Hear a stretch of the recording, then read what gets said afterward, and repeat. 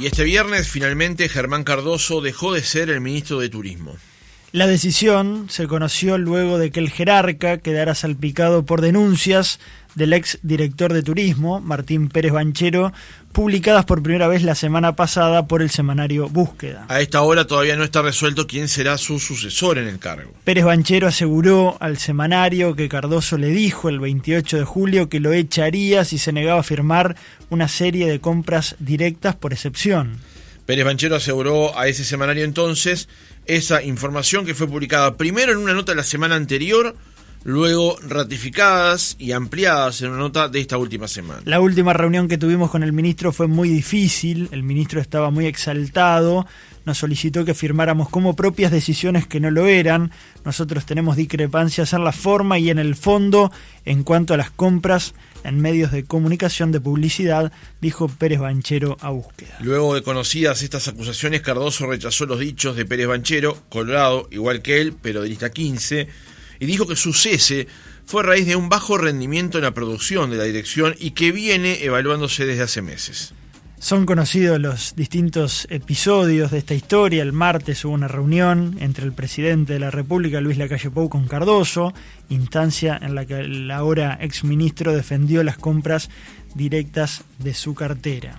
Luego pasó de que nuevamente hubo una publicación en el semanario Búsqueda y ya el ministro Cardoso, que aparentemente en esa reunión con Lacalle no había llevado toda la información, esa se conoció a través de la crónica. Y el día viernes hubo una reunión entre el presidente con el expresidente y líder colorado Julio María Sanguinetti, donde se definió la salida del gabinete de Germán Cardoso. Ya estamos en comunicación con Guillermo Draper, editor de política, periodista del semanario Búsqueda. Guillermo Draper, ¿cómo estás? Bienvenido al programa. Muy bien, ¿cómo andan? Todo muy bien, Guillermo. Queremos conocer más detalles porque esa entrevista a Martín Pérez Banchero, director de turismo, fue la que desencadenó todos estos episodios de los que estamos conversando. ¿Cómo se gestó esa entrevista? ¿Cómo han sido estos días de trabajo allí en el semanario Búsqueda? Bueno, han sido días intensos. Como verás, mi voz delata que me pasó un poco de factura la semana de trabajo, pero bueno, en realidad el ex director de turismo, nosotros sabíamos que había algún ruido en la interna del ministerio y aceptó contarnos cuando su cese era inminente, aceptó contarnos su versión de lo que estaba pasando y por qué iba a ser echado por el ministro de Turismo. Y bueno, a partir de ahí, de ese primer artículo, nuestra idea fue profundizar y conseguir los expedientes polémicos o que habían desatado la polémica entre el ministro y el director nacional, y obviamente los conseguimos. Hablamos de vuelta con Pérez Banchero, pero sobre todo nos dedicamos, me dediqué, ya estoy hablando con un futbolista, me dediqué a leer los expedientes para ver un poco los detalles de esas compras directas que Pérez Banchero cuestionaba. Y bueno, eso es lo que estábamos preparando para la siguiente nota, la nota del jueves pasado. Y obviamente, no sé si ustedes vieron, el miércoles en el país hubo una nota en la cual se decía que en los próximos días u horas Pérez Banchero iba a hacer pública más información. Exacto. Vinculada a su entredicho con el ministro. A nivel político había como un run de que nosotros íbamos a publicar algo el jueves. Es una campaña expectativa que nosotros no generamos, pero que bueno, a los efectos se dio. Y es por eso que el miércoles que nosotros íbamos a contactar al ministro de Turismo, él, antes de que nosotros lo contactáramos, nos llama a mi jefe para decirle que está la orden de contar su versión de los hechos. Y es así que se genera una instancia en la cual el ministro va hasta Búsqueda con algunos papeles. Ajá. Guillermo, Francisco Morales te saluda, ¿cómo estás? ¿Qué tal? Contales sucintamente, para que lo podamos entender, más allá de lo que leímos las crónicas de Búsqueda, ¿dónde está el nudo de este problema con la cuestión de los expedientes? Porque me parece que ahí es donde radica gran parte de la cuestión, unos expedientes que Pérez Banchero decide no firmar, y que yo ayer estaba comentando justamente con alguien de que hablaba de este tema. a Pérez Banchero se le señala que bajo rendimiento, digamos, como decíamos recién en la introducción del reportaje, pero él mismo dice después que él se fue del ministerio con 0 expediente por firmar.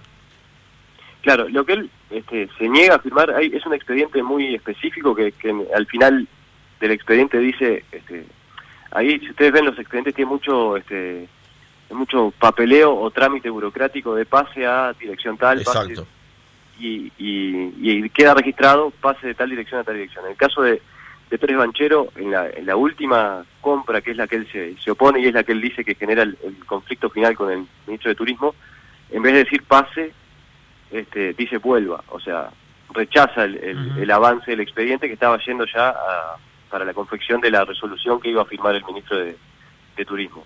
Bueno, el que termina firmando esas resoluciones es el ministro de Turismo. Lo que hace el director nacional de Turismo, lo que hacía Pérez Banchero era hacer una firma que es parte de un proceso que no es el proceso final, el que claro, aprueba el gasto finalmente es el ministro.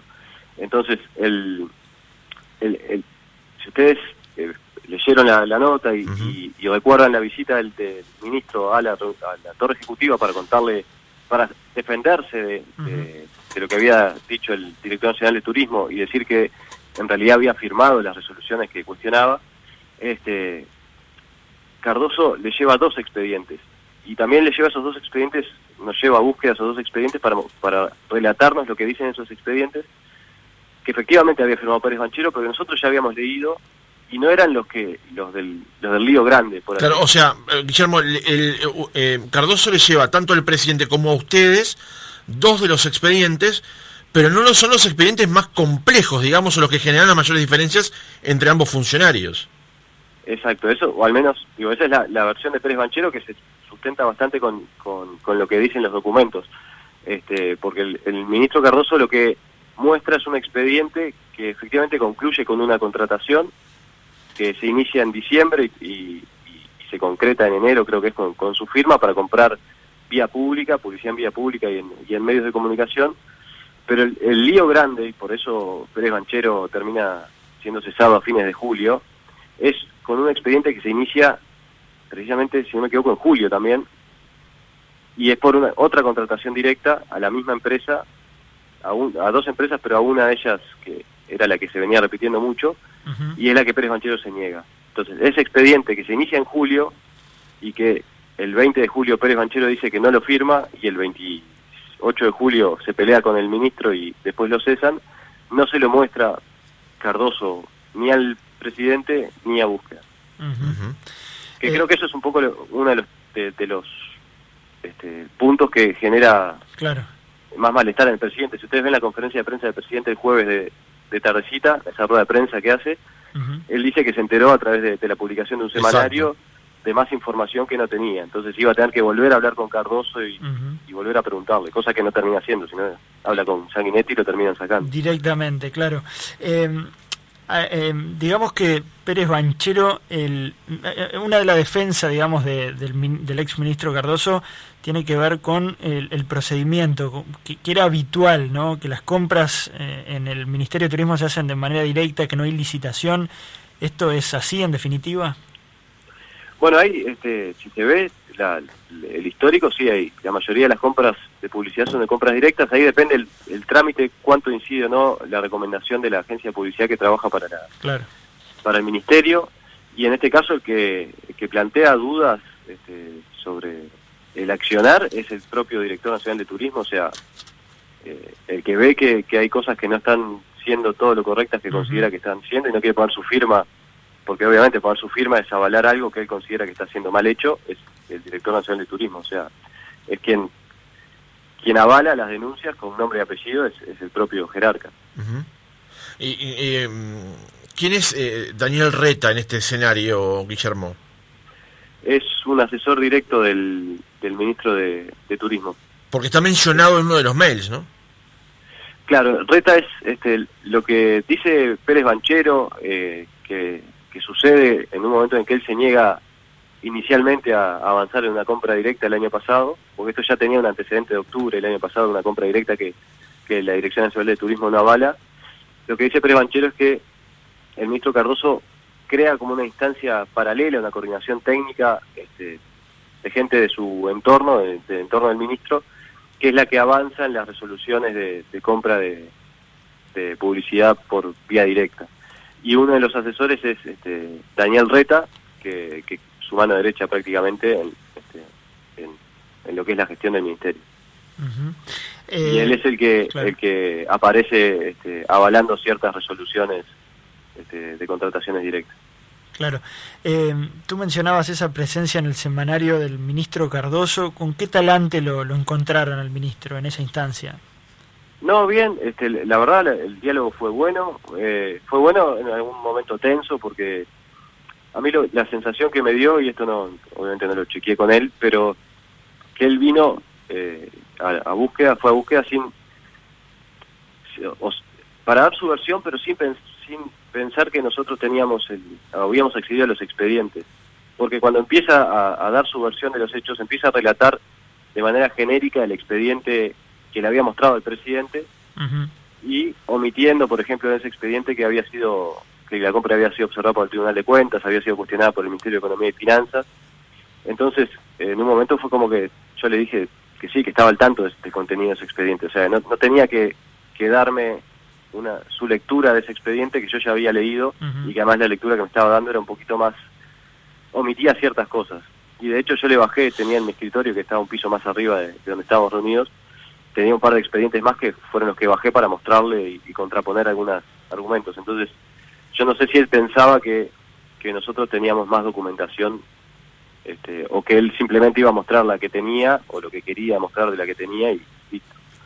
Pero, Guillermo, sin adjudicar intenciones, lógicamente, el ministro fue mal informado, fue mal pertrechado a esa reunión, conocía de estos expedientes y pensó que no estaban en dominio público, tanto de ustedes como, que finalmente iban a tomar luz pública a través del semanario. ¿Qué crees que fue lo que pasó allí? Porque llama la atención que ante periodistas habitualmente muy bien informados, el ministro se presente voluntariamente, por supuesto, como corresponde, a hablar, pero no vaya con toda la información que era muy probable que le fueran a presentar.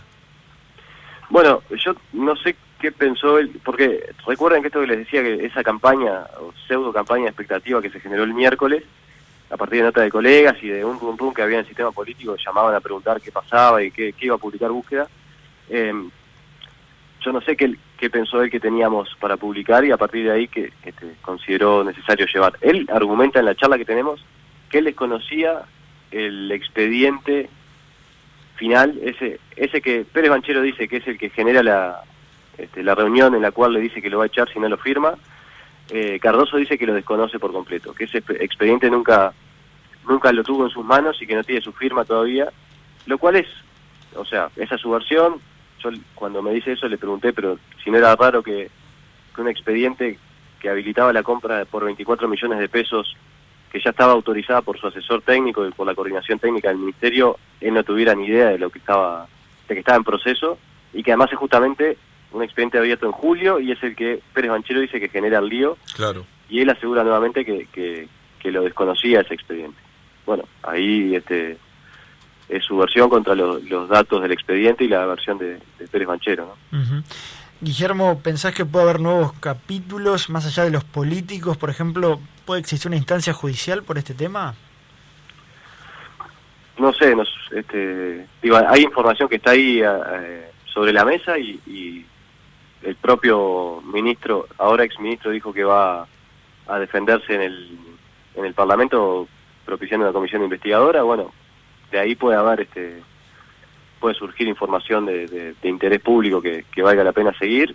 Nosotros haremos nuestro trabajo también como corresponde, pero a priori no sé cómo sigue esto, más allá de lo que anunció el propio ministro Cardoso. Uh-huh.